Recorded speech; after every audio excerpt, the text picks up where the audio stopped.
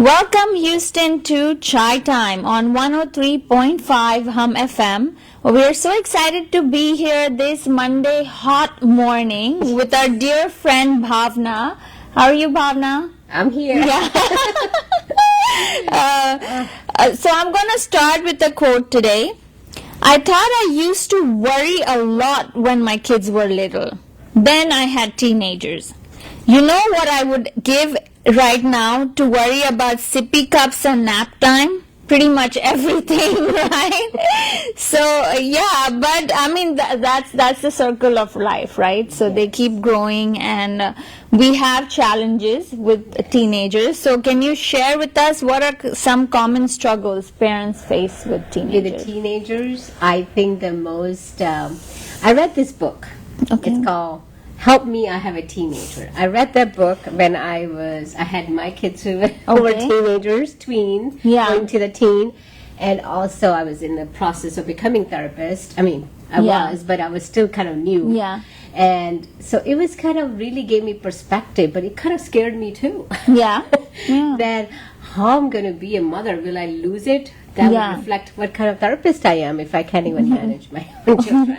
So it was, you go through as a parent, I want to be that parent. Yeah. The perfect one, never get upset. Yeah. But what they do is, I was reading yesterday, going back to thinking about my kids are grown, but what really happens as a science-wise, neuroscience, studying, they don't, their frontal cortex is not fully developed. Okay. Where you can slow down and process things. They're working from the back, amygdala, that's what they call it. So they're just like, thought comes and it's just right out. Yeah. Right? So that's what we think, that they are not have time to sort of think through things. Okay. So they talk back. Yeah. That's the first thing parents say, oh my God, they're so reactive. Yeah.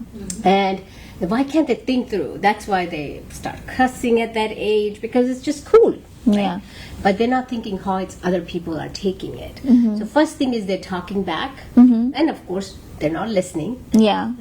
And the rules are at the door, right? Whatever the rules they used to follow up to age 10. I think teenagers now becoming at 11. I was going to share, because whatever you're saying right now, that's my 10-year-old. And I say my 10-year-old is going on 20 already. Well, 20 they said all day. So going on God knows what. But he is more challenging than my teenager. Yes. So for my teenager, it's more about he takes, okay, let's get this done. Oh yeah, we'll do it, and then that never happens. So mom, just chill, Yes. So because we are, since we're talking about teenager children, we have to reflect, kind of take that back and saying something is changing in us too. Okay. Right? We're aging. Yes. Our patience is also so short. By the time they're 10, it's like, okay, now you're growing up and now you're fine. And we're done with our patience by then. Yes. Right? Yeah. So it's sort of like we are also quick. We're quick to judge our children. We're quick to think, oh, I have a teenager, now I'm going to have a horrible time. It's just the pre-notion we have in our mind. Yeah. Right? They are becoming who they are. Every teenager, but I would say kids who were raised in 60s, 70s, 80s, or whatever age, they were still behaving the same way. Of course, we have now technology. That's another factor added to it. So now kids have less, what we call short attention span. Yeah. That's one thing is definitely changed. Other than that, the behavior-wise, it's the same. Yeah. So it's this parent, we have to step back and see that what's changing in us. Maybe we are also quick to react. Yeah. So what we face is they're talking back, they're not listening, they close their door and they don't want you to come in, they want that privacy, and they also start saying the words don't make sense to us. a lot of them. New way of talking, these, what do you call, LOL, that's all I kind of OMG, and after that I don't know how many thousands of them came out. Right? So they are sort of, and then we're still scratching our head and they're done. So that's that. And then they want that privacy. Of course, they want that space. They don't want you to know what they're doing. That's kind of scare us. That may be something bad they're getting into. Yeah. And also that they don't want to talk about what they're doing, right? School, how they're doing academically, what did they do with their friends. So their life is become very private. Okay. And they become more distant from you. Yeah. And you miss that. Yeah. But if we miss it, we get too close to them, the more we try to get too close to them, the more resistance we get. So our relationship becomes strained. Yeah. So that's the early part of teenage. Yeah. Well, I'm talking about 11, 12, 13, kind of comes in. By 14, like you were saying, your 14-year-old is sort of like chill mom. Yeah. So what happens is like there's a pushback, but now they start judging us. Yes. And they're saying, okay, you don't know. Yeah. And then you feel like, oh my God, I raised you. Are you telling me I don't know? Yeah. Right? Mom, it's different time. That happened your time. It's not in the old days. We don't do this anymore. Exactly. That's like, we don't do this. Uh-huh. So that's another thing. It's like you start questioning your parenting. Like, I really don't know. Yeah. And I've seen in my work that some parents just check out then. It's like, suit yourself. Like, I'm not involved. And that's one thing, is that the lack of involvement what gets them in trouble. Okay. Right? And that's when they start testing new things, experimenting, staying out late. And, they want to drive, like 14, they want to drive and they don't want to, or they just drive, don't even tell you, take your car at 14 at middle of the night to see their friend. Okay. So that happens because that's lack of involvement. Because you get so much resistance, then now you just and then you're done, and then like, do whatever. Like, right? But you make rules like don't touch my car, don't do this. The one things you make a list of don't do, those are the one they're going to test.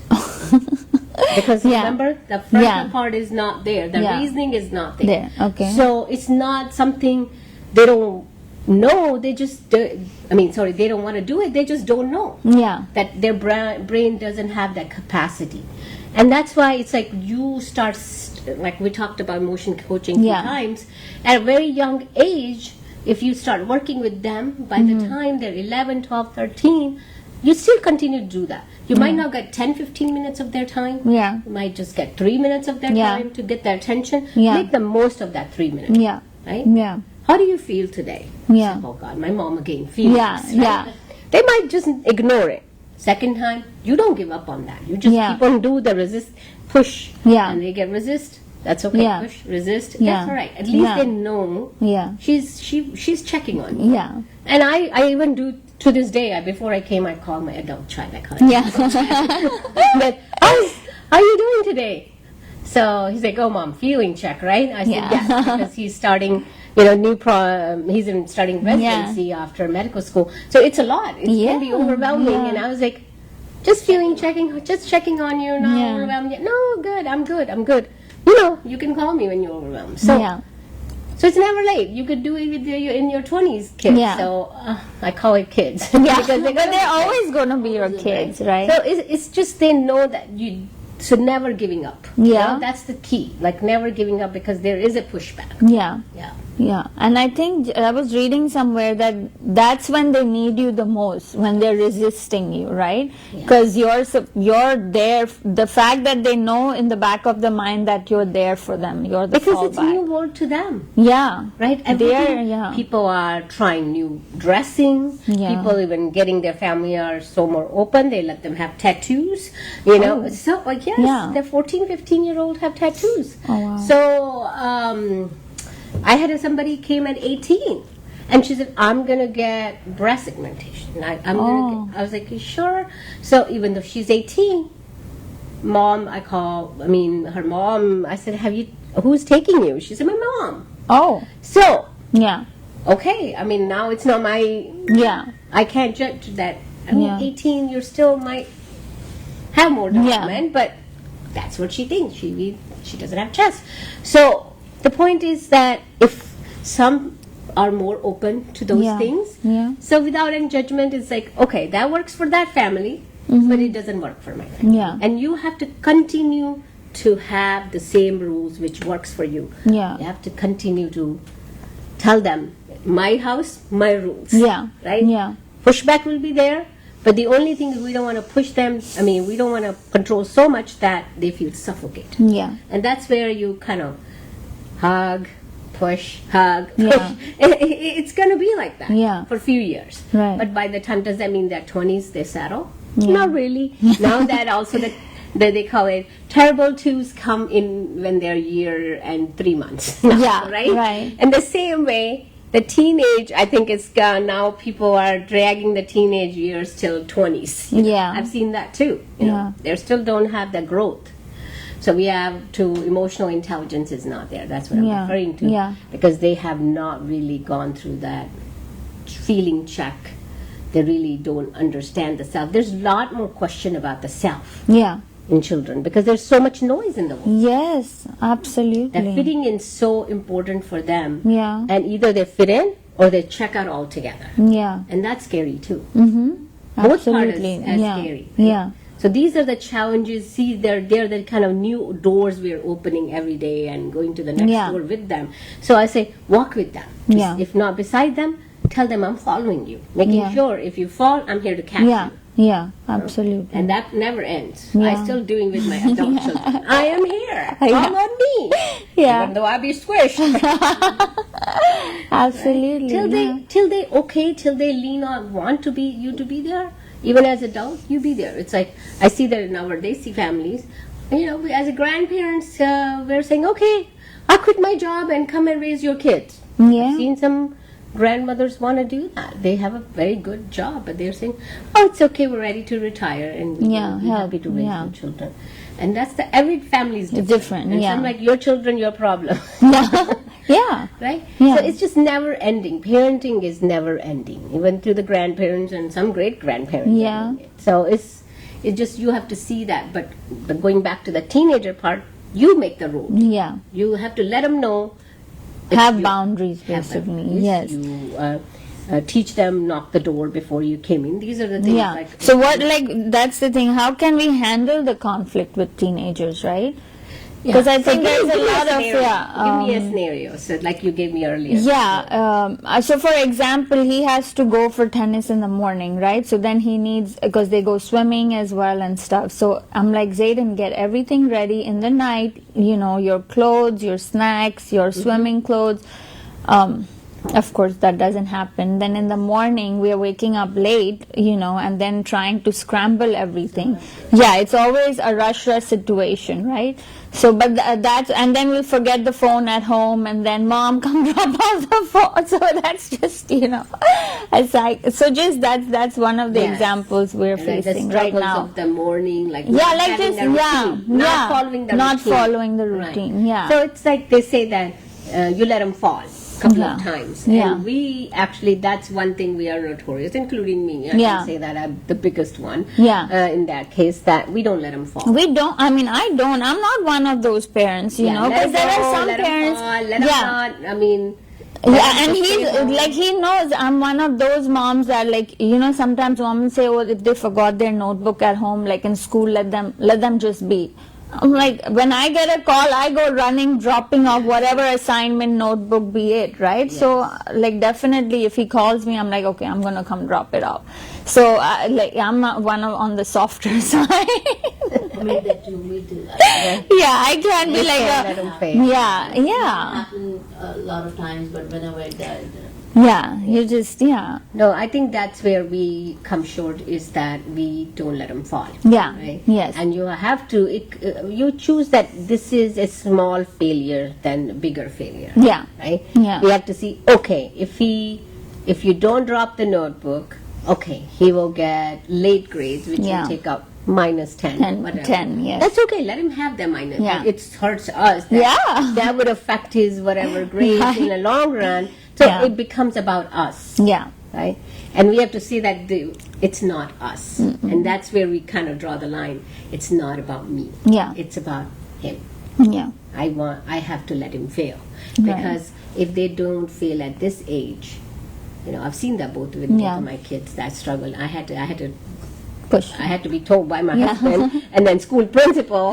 Right? I have shared that story one time that I was, she asked me, the principal, how do you guys do it? None of your kids fail. None of your kids, they all are up there. Yeah. It's hard to compete with Desi kids.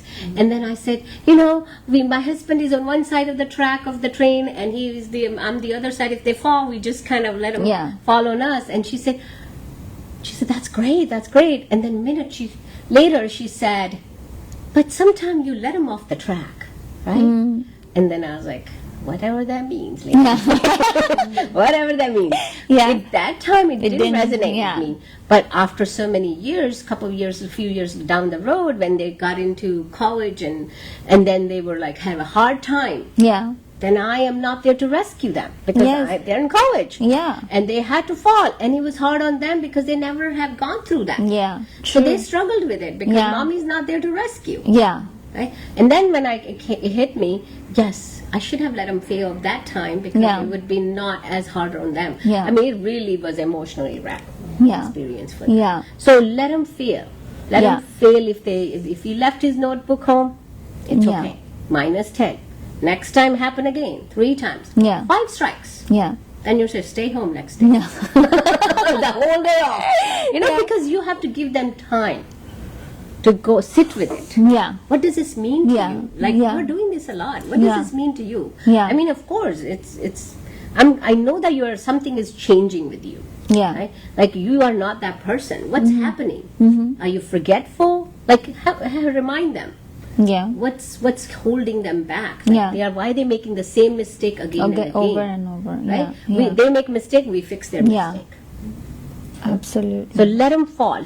And teenager is the best year because they're forgiven for that. Actually, schools are good with lenient more with the teenagers because when they're elementary, sometimes I think they are more hard on the elementary and middle school. Yeah.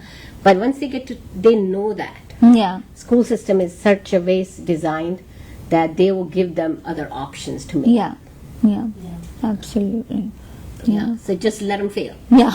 I know. The word that's the new mantra, right? Yeah. Because I think, like you said, as Desi parents, like failure is not an option. Oh, but then I think that's NASA's logo. Yeah. Now they changed it. They did?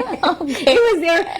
My daughter went to their camp. She was, I think, a 6th grader. Yeah. The STEM program. They had a NASA girls camp. And then she came home with a shirt saying, failure is not an option. I'm like, screw that. But I know, right?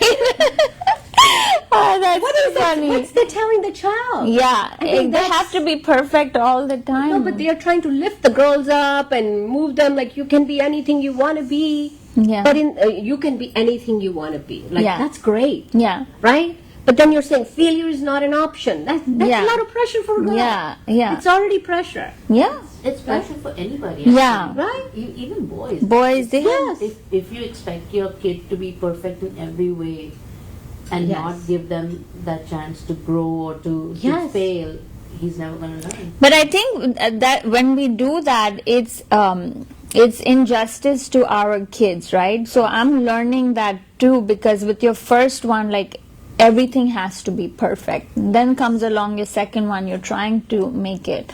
But then you learn that because you're not that attentive, he is more independent.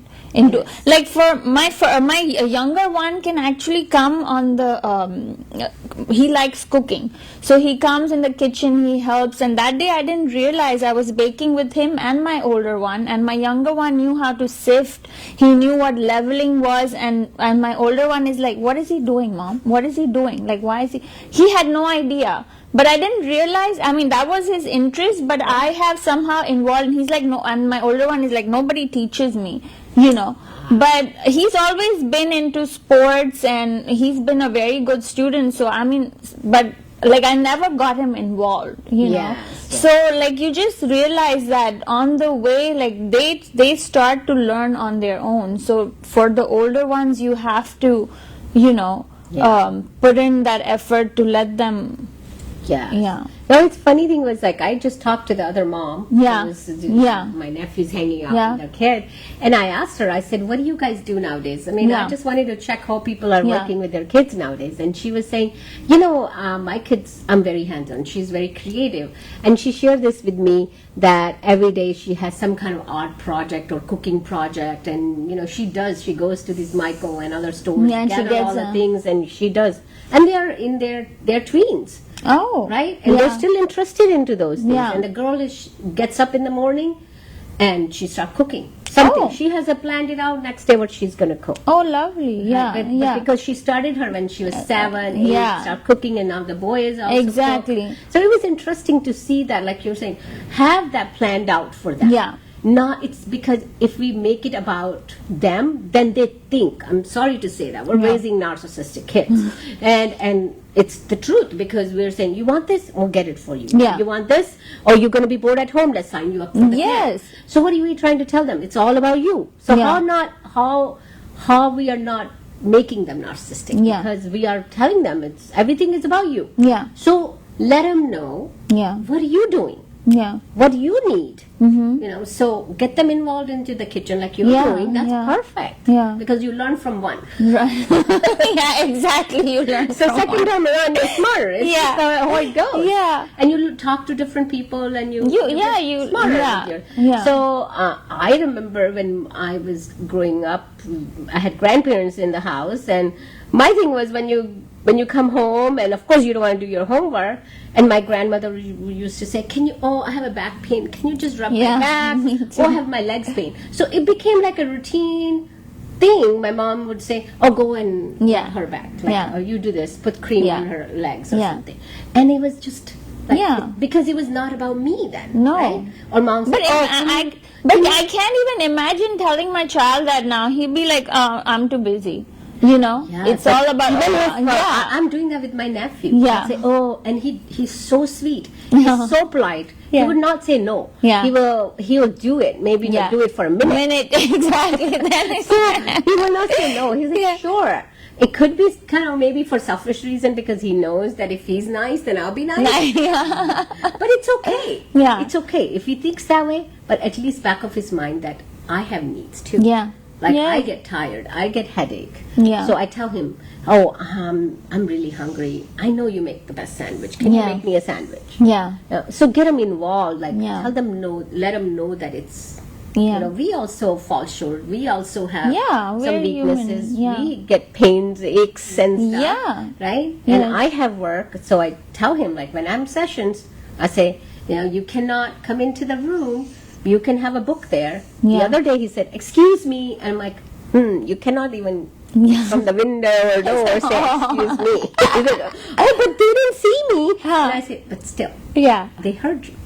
Okay. So he said, is that like that? I said, it is like that. So you have to kind of let them know your work is important, what you do is important. They have to understand the value. So yes, it's just teaching them about your needs, your life. Because talk to them about, when you ask them, how was your day? You talk about your day. And I think sometimes we don't share more about ourselves. We only ask them how they're doing. So I think as parents we do that. It's all about them, and then when they're older you realize, why are they being so self-centered? It's because that's what you've done as a parent, and I'm one of them, right? Because you don't know any better. It's your first child, and you put in everything you have, right? And we are in a culture where we have built our life where we are capable to provide everything for them. We even give our time, money, effort, our careers, right? Like I gave up, and I'm still home. Taking care of the kids just because making sure that I can provide the best. And they have to know that. And we don't have to show them that we have to constantly put it on their face that we're making sacrifices for you. Of course, that doesn't go well for them. They're like, we didn't ask for it. That's one. And second, why are you sacrificing? Why? Who asked you? Exactly. You should live your life too, but because they're not in our place, so they can't fully understand. So you have to present that we are all in it together. You do this part, I do this part. This person, other parent do this part. So they're part of the system. Yeah. You have to create a system, a structure. Yeah. Like father's role, mother's role, brother's role, Yeah. your role. So Right. we have to present it that way. We cannot say, oh, I'm sacrificing. Yeah. Because that's not a good thing to teach also. No, yeah. Right? Yeah, they shouldn't feel like we Right. gave up because it's a of them. choice we Yeah. made. Yeah. So we have to present Yeah. that it's a choice. Yeah. I Yeah. made that choice. It's Yeah. not a sacrifice. I made that choice. Right. Yes, even though some things you did sacrifice, Yeah. but it should not be presented to them because that's like, I Yeah. have to give up. Yeah. And in coming time, the generations don't like to give up. Then Yeah. it's there's a lot of what we call resentment. Exactly. So we don't want to teach them resentment. So we're gonna take a quick break, and we'll be continuing this conversation right after the break. Welcome back to Chai Time on 103.5 Hum FM. We're in conversation with our dear friend Bhawna, and we are talking about teenagers, parenting teenagers, right? So what is positive parenting? Positive parenting. Well, we stay positive. Rule number one. When in chaos, we stay calm. Yeah. Right? Yeah. And that's the difficult part. That is Yeah. the challenging part. Right. And they sometimes are so upset if, say, you cannot drive, Yeah. you cannot take my car, all your gadgets are off. Oh. Oh, you get Yeah. fit. Yeah. And they are at your face. You just say, I hear you. Yeah. I see you. I hear you. Yeah. I don't think so. Yeah. It's not gonna work. You know? Yeah. So use that terminology, but very short. Yeah. 3 words. Sentence. Yeah. Yeah. Okay, I'll think about it. Yeah. That's very common. Yeah. It's just a phrase like, I'll think about it. Yeah. I'll consider it. I think so. Maybe not. Yeah. Possibly. Yeah. I'll sleep over it. Right? So give them that you're not totally Yeah, out. yeah. You're considering it. You're thinking about it. Once they hear no, that doesn't go well for them. Yeah. Even though inside you want to say no so badly, sitting right there. And you have to say, I'm thinking about it. Yeah. Next time they come back, they're saying, you said you think about it. It's been a week. Yeah. And I said, yeah, I'm still thinking about it. Yeah. You haven't shown me Yeah. what I'm looking for. Right? You haven't shown me that you're going to be doing this chores. You are going to be more responsible. You're going to be kinder to your sibling. I haven't seen that, all of it. But I'm doing my best. This is the best you're going to get from me. Okay, well, let me think about it. Maybe we can negotiate. So you add from 3-word sentence to 4 to 5-word sentence. Maybe we can negotiate. Yeah. Okay, let's sit down. Yeah. So we are staying calm, and we are very confident what we're doing.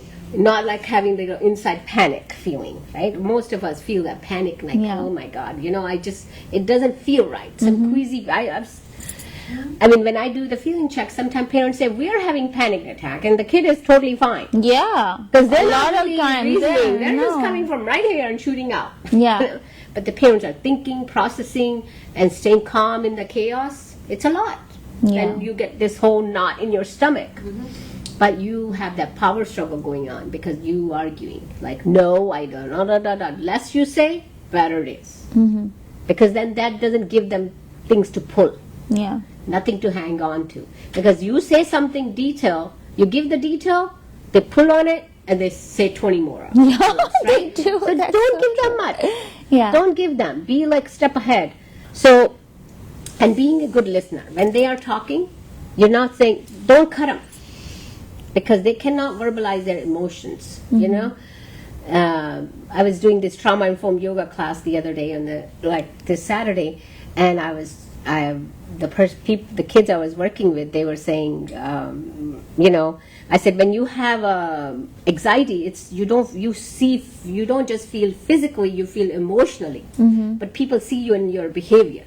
So as a parent, we see the behavior. Yeah. We don't see that there is a physical and emotional part also happening. Yeah. Because they're also getting out of breath, they're feeling restless, but they don't have words for it. They only behaving, and we only see their behavior. So we have to just be there and be listening and see their whole, what's changing in them. Their Body, tightness, yeah. their body, their face is turning red. they're stuttering, and notice all that. Yeah. Right? Okay. Because this is where the anxiety start. So a lot of kids, what I work with is teenagers or young adults are dealing with a lot of anxiety. Yeah. And it starts from very young age, because as a parent or whatever they were going through in their life, were not able to label their emotions. So we just have to just listen and say, it's okay. You can sit down. You don't have to stand. Let's sit down and talk about it. So let them like diffuse the situation, get them to a little bit on a calmer level, because you are staying calm. Yeah. Right? So be fully attentive. Some things are like going over your head. What they're saying means like you don't want to listen to it, because all gibberish, nonsense. They're attacking you. Right? Most of the time they're attacking you. You don't do this for me. All my friends get to do it. You guys have a lot of rules and this and that. So just avoid lecturing. Yeah. Don't give them solutions. They're not looking for solutions. They have a problem. They also have solution too. But they want that solution needs your help. It's like, I want to drive your car. Yeah. I don't want to give you my car. Yeah. Right? Yes. It's a new car. I don't want to give it to you. But I want to take my friends. Please, please. And you just negotiate. Negotiate. Okay. Right? You said, okay, you can drive the car, but you got to be back in an hour. That's it. Next time, you won't get it otherwise if you're not back in an hour. So negotiate and make the rules. They cannot take it on the freeway, or they can't take it those places. You give them the area where they can go. So negotiate, but you also, don't give them solutions, because they already have figured out their own solution. Yeah. Yes. So you give that negotiated solution. And the other one, be empathetic. Yeah. If they're going through some rough time with their friend and they want to tell you, and they want your help, but you know that you can't really help in the situation. It's like, I had a parent, they said, oh, my teenager wants their friend to move into our home. Okay. Because they're not getting along with their parents. Now you're getting into a whole another territory, right? Right. It's like, let me talk to the parents. No, don't talk to the parents, because he's not getting along. Now their parents are not going to let him move out, because he's ready to move out. But he's like almost 18, like 17 and a half. He's almost 18. Like, why can't he move in? In 4 months, he planned to move out, find a job. But you don't want to get into all that, right? So you have to just sort of listen, and you say, you know what? I'm not ready. Yeah. We don't have space. You come up with some reasoning.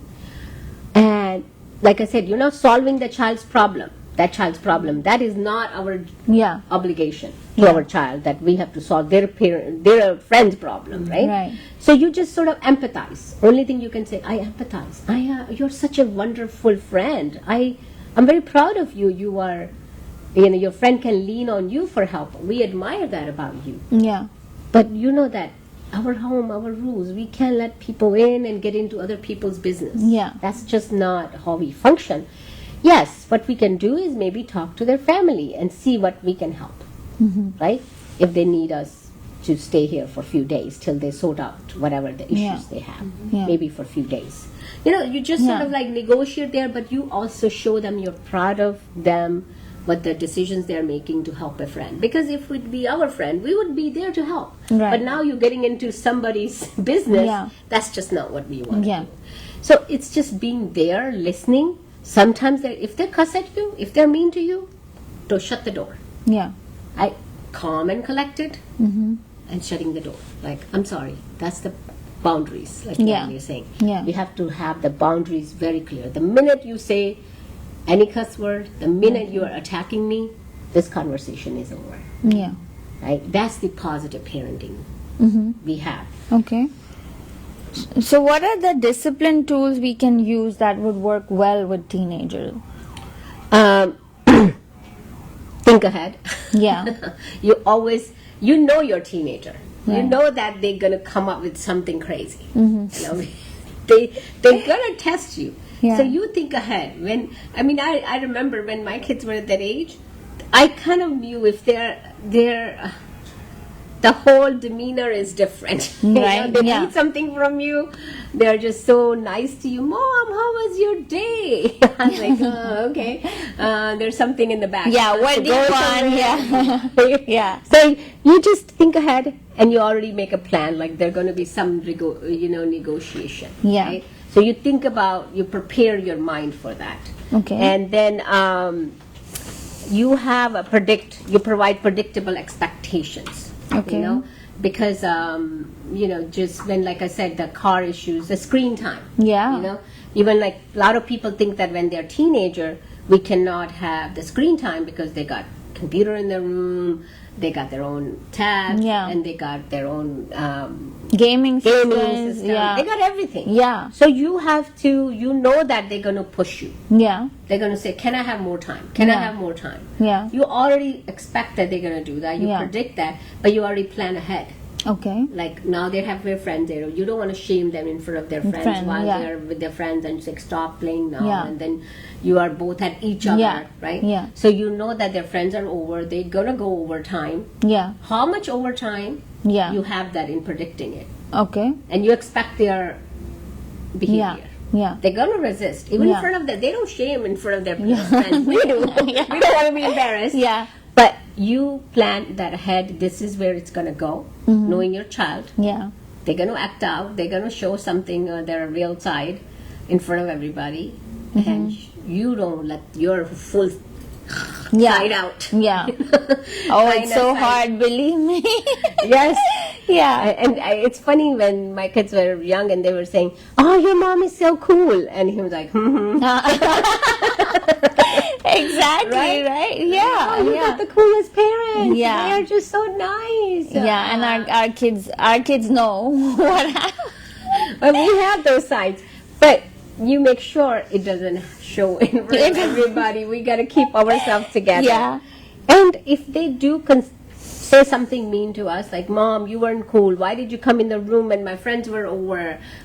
Or whatever, something like that. Like, give us some space. Why are you behave certain way?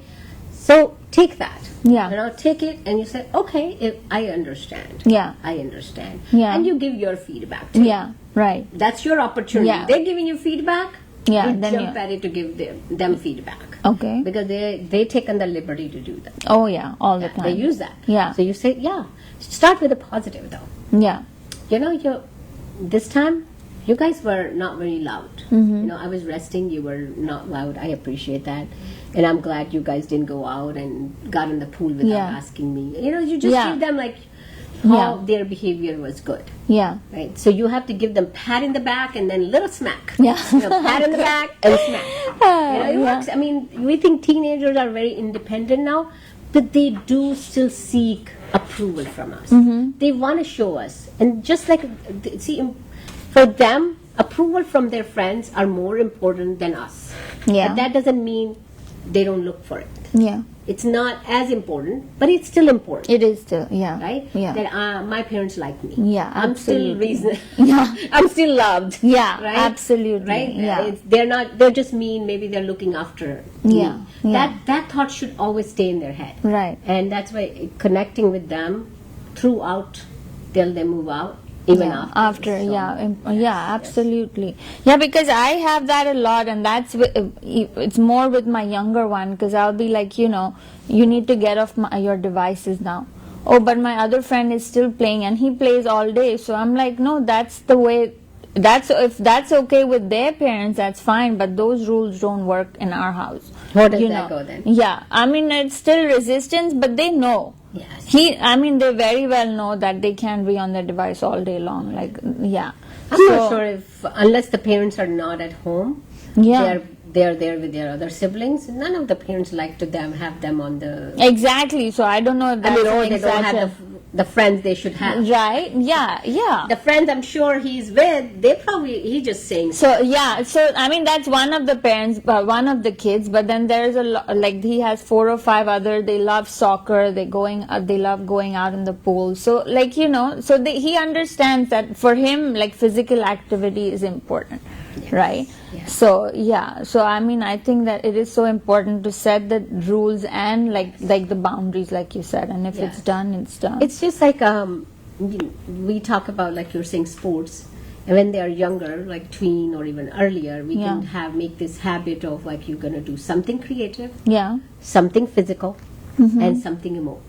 Check in for your own emotional part. I mean, that's how I used to do with my kids. But what would you do? Like creative, I get it, would be cooking, or he likes to paint, so I do that. And what do you talk? What would you do for emotional? I should have brought it. I have a Zenga. Oh, you do? It has the emotional check-in. I'll show you the picture. Yes, you can order it. Yeah, send the picture. I mean, when I was doing my training, we have a play therapy class, and in there they used to have all kind of these board games, which is just like a Monopoly or other board, just like any other board game, but they just has the emotions part a little bit involved. Right. It works very well with kids who are struggling emotionally, but it works well with every kid. So I have that Zenga. So a couple of weeks ago, my family came over and I had that Zenga, and my family was like, "What is this?" And I said, "It's a feeling Jenga." I was like, "There is a feeling Jenga." Yes.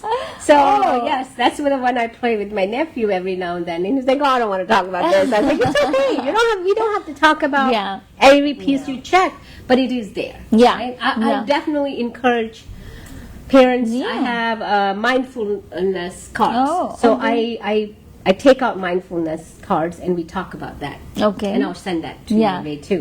So order those things because it's so valuable. And I do that with my, it's very good with when you're playing the same things with your girlfriends and family. I mean, family would be a little awkward, but having this big circle. And your husband coming in and like, how do you feel that but it's fun. I mean, it can be fun. And as much as anybody can participate. Right. And just try that even as a 4 of you and see how that goes. Right. Like, oh, this Zenga, your husband's and your kids probably freak out. Boys are. So there are a lot of tons and stuff on Amazon you can order, and which are very useful. Like I said, creative part. Always do arts and crafts. And any age with boys or girls. And then you do the physical, like you're saying. What are the physical activities you're doing? And making sure they are, at the end of the day, what did you do physically? What did you do creatively? And what did you do emotionally? Like during the day, like do you felt tired? Do you feel like annoyed? Just simple things. It doesn't have to be too deep stuff. Right. But it could be just top surface level emotions, right? You're annoyed, agitated, the coach said that, and what happened? So you're telling me this is what you felt. Okay, that's good enough. You don't have to go further from there. Right. So this is a tool to get to know your child. So you know how you can help them. And for them to learn, like you said, to express their emotions too, like right. So it's all about feeling.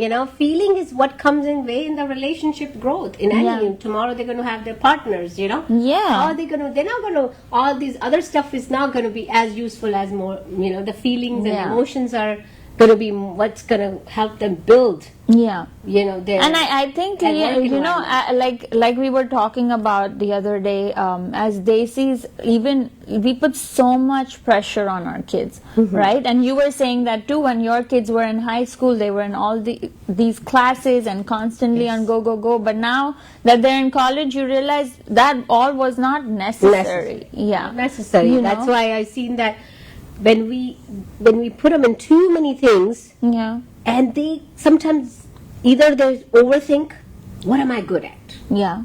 They struggle to figure out what are they good at. Or they continue to compare. I'm good at better than this person or not this person in this. So they in back of their mind they're thinking. So we're only thinking, my child does 4 or 5 activities and it feels good for us. We shine. But what is he going through with all these things he's doing? Absolutely. Right? Let him be one and be good at it, and then they can change their mind and try the other one and be good at it. And then that's okay. But 2, 4, 5 things at one time, imagine what they're going through. Every place they go, they're thinking, oh my God, I suck. Because I can't put my front foot. And because I am 3 other places. So I think that's something we need to consider, that they have a lot on their plate. Nowadays, teenagers are trying to fit into the world. They don't want to fall behind because their friends are doing better. They always have that measuring self, and they want to. That's the teenager struggle. Yeah, like fitting in. Fitting in is the biggest. Understand their world. It's just so challenging. I mean, the time we were growing up to now.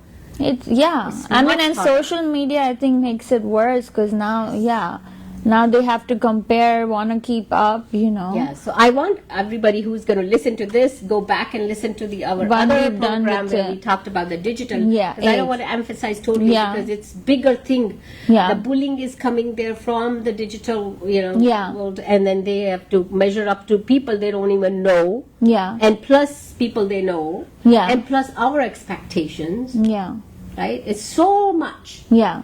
And we didn't have to deal with that. No. Our parents were like, okay, you want to wear this? Yeah. 5 things, you don't wear this, don't wear this, Exactly, don't wear this, and just follow that. Yeah. Now we have 100 things we want them to keep up with, and then they got their own stuff. Mm-hmm. Right? Absolutely. Especially with Desi kids, the families, we see the kids, they all want to do well. And one thing I learned is with their, I don't want to not talk about that, is why they're facing so much stress and anxiety, because they feel like they have this pressure that they want to measure up to our expectations, right? Yeah. And they also have their own expectations, which involves time with their peers, Yeah. right?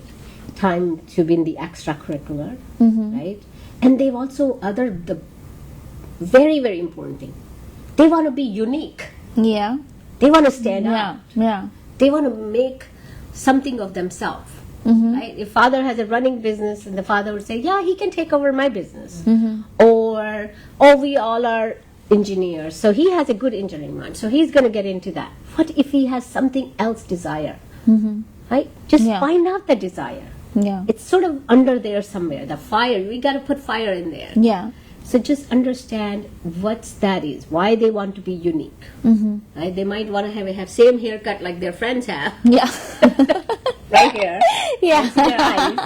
But that's okay. Yeah. That's okay. Yeah. Because that's the last thing you want to worry about. Right? But what is their uniqueness? Yeah. Find that unique person in there. Yeah. And let them know. Yeah. There's something Encourage different them. about Yeah. Yeah. and they have it, they struggle to find what is their uniqueness. Yeah. And we can help them find their uniqueness. And when they go in the world and they're like, oh my God, that's not unique. And that's okay. Let them find out that the uniqueness they thought was actually a common denominator. Yeah. It's for them to find out. Right. We need to let them feel there is a uniqueness to them. Absolutely. So they don't come short, and then they don't get into this anxiety of comparison and pressure of academics or many other things. Yeah, absolutely. I can't believe it's almost time. It is? Yes, God, with you, it's always like we're having conversation over chai. But before we end, like what we were going to talk about consequences, right? Of breaking rules. You said. I think we kind of a little bit touched on that. When we were talking about physical, emotional, and the other things you have, and they are doing so much.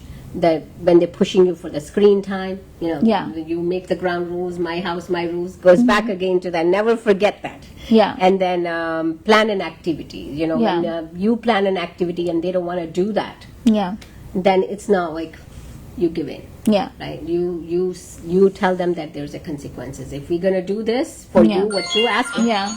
Sorry. You plan an activity and they don't want to do it. You tell them, if we're going to do what you're asking, there are some consequences to that. When you come home, you got to do dishes. Yeah. Something. You create consequences for teenagers, especially take away their driving time, taking away their screen time, all that. Okay. And you stay by it. You're going to have 2-3 days to 2-3 weeks of resistance. Yeah. You got to swallow that because I'm saying this is harder for parents than teenagers. Oh, absolutely. They sometimes are okay because they go to their friends and they go to school, they forget about it. We're the ones holding on to it. Yes, absolutely. So it's something we have to sit with this knot for a few days to a few weeks. Agree. It's okay, swallow that. Because if we don't make it a little bit of that strict rules about when they fall short, like they make mistake, like they dent your car, It's coming, dear. It's coming. Oh. So when then they dent your car, they have accidents in the driveway of their high school. It's gonna happen, right? No, it wasn't my fault. Yeah. But they'll tell you, even though it is their fault. You know, that's there are a lot of stories behind that. You got to have the consequences. Yeah. Don't go fix their car. Tell them they're going to have to cut from their allowances. All those things coming. Right? That is there. You got to tell them they got to pay for it somehow, either by cutting short on their screen time, cutting short of their driving time, and taking money out of their allowances, or have them work. Yeah. Have them work. Yeah. I encourage people, even for 4 hours, when they turn 16, get them a job. Or have them rub your back. Yeah. Absolutely. Thank you so much, Bhawna. This was such an enlightening conversation, and as parents, like, it makes you feel better, right? Because sometimes you're putting rules, but you're like, am I being, and especially like someone like me who's a softie, I'm like, am I being too harsh, you know? But it's important. You're doing them a justice by, you know, putting these rules and consequences in effect. So. And no guilt, no fear. No guilt, no fear. Yes. For parents, I'll say no guilt, no fear. Absolutely. Don't be scared of your children, and don't feel guilty. Yeah. That's something you deal with, I think, every day. So, yes, thank you so much for your time, and I hope you have a wonderful week. And thank you, our listeners. We'll see you next time, same place, same time. Bye-bye.